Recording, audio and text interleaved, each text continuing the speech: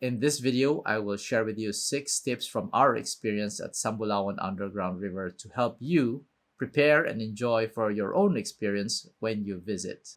Welcome to a heart-racing and body-tingling spelunking tour that is Sambulawan Underground River. Located in the middle of grassland with only a nondescript standalone hut where visitors sign in, it's hard to imagine that a beautiful natural attraction awaits. If you aren't bothered by the fear of confined and enclosed spaces or the fear of being in darkness or low-light environments, then Sambulawan Underground River will be an epic experience for you.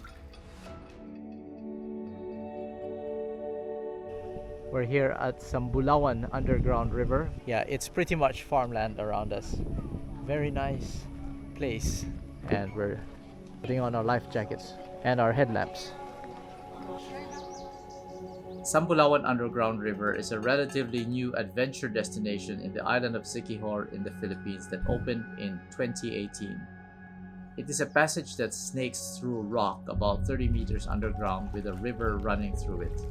Its length is around 200 to 250 meters, and it takes about 1 to 1.5 hours from the checkpoint to the innermost recesses of the cave and back. Although the only light inside the cave comes from headlamps, and it is deep and narrow in some parts, I must say that it is not as extreme as it appears. There are no strong currents, no aggressive animals, no treacherous sections. So here are my 6 tips, beginning with tip number 1.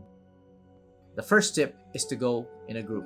Our experience began with a sign-in at the registration point where we forked out a fee of 250 pesos. Everyone was provided a life jacket and a headlamp for illumination and safety. Our guide was a young local who knew the cave well. He also spoke English and was happy to share information about the cave as we moved along. You can certainly go alone with only the guide as your companion, but it's definitely more fun with friends and family. If you're doing this for the first time, why not bring along some first-timers as well? The more the merrier. We were in a group of more than 10, and that made a huge difference to the quality of the experience. Tonight, I see you tonight. That was good. So, start ka muna sa picture muna.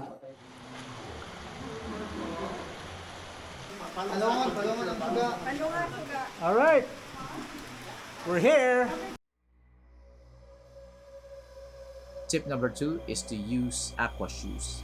There's actually no problem going in with flip-flops or slides. There are no strict regulations on footwear here. But since you'll be swimming, treading, and floating most of the time when navigating the river, there's a good chance that your flip-flops or slides will slip off no matter how much you curl your toes to keep them on. And you'll be stepping on rocks beneath the water, so it's always best to have footwear that doesn't slip. Protect your feet in the unlikely event that the rock edge is not rounded. I had slides on, and sure enough, they floated to the surface a few times. Oh well, I just had to laugh it off. Underground, the scene looks like another world.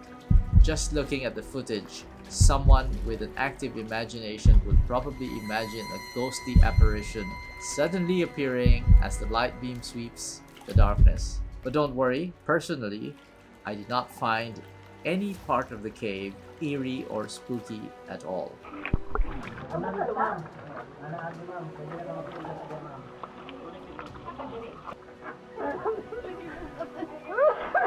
Okay na, ma'am.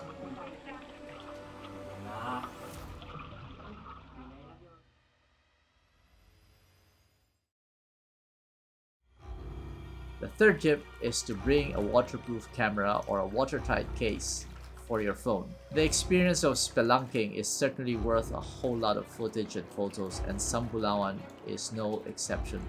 While there's not much variety in the environment, it's just water and rock after all. There are very few places in the world that are like this, and for that reason itself, I would not miss out on taking videos and photos to remember this experience and look back at it in my old age. Also, there are certain spots which are ideal for a souvenir shot, so if you would like your own photo, it would be good to have a phone on you to capture the moment.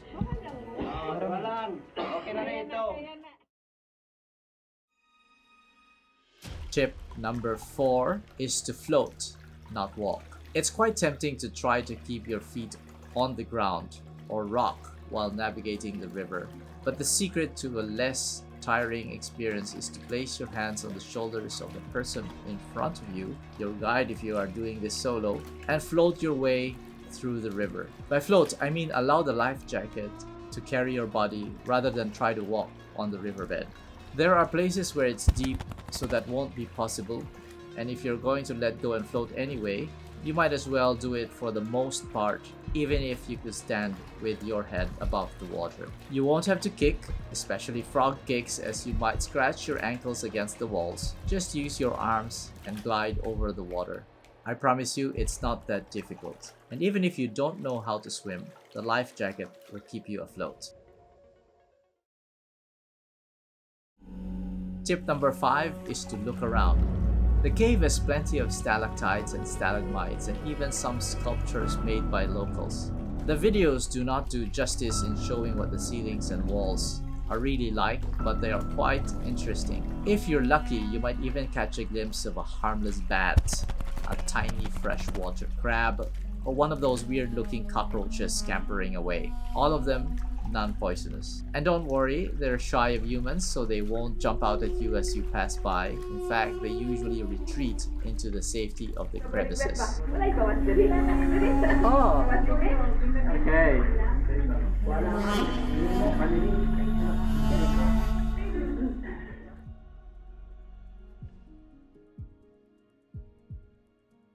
And the final tip is to listen to your guide's history briefing and funny stories and be entertained. As I said earlier in the video, the guides are locals who have made it a day job to tour visitors through the cave, and therefore many, if not all of them, have learned how the underground river was discovered, how to keep safe while inside, as well as some memorable stories from visitors who came. Our guide also had a good sense of humor, which put at ease those among us who were nervous as we descended into the cave.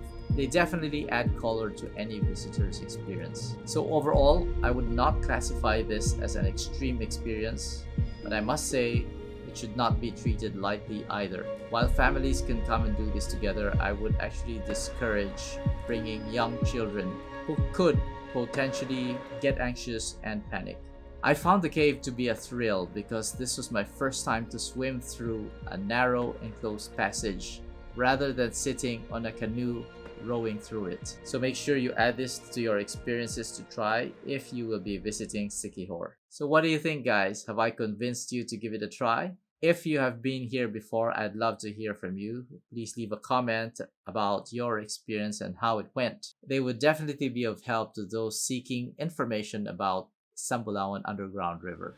And as always, if you enjoyed this video, I would appreciate if you could give it a thumbs up, subscribe to the channel if you are into outdoors and travel, and hit that notification bell to get an alert when the next video is up. Also, share this video with your friends and family who you think might enjoy learning about this unique place in Siquijor. Until the next one, guys, remember there is always something to be grateful for.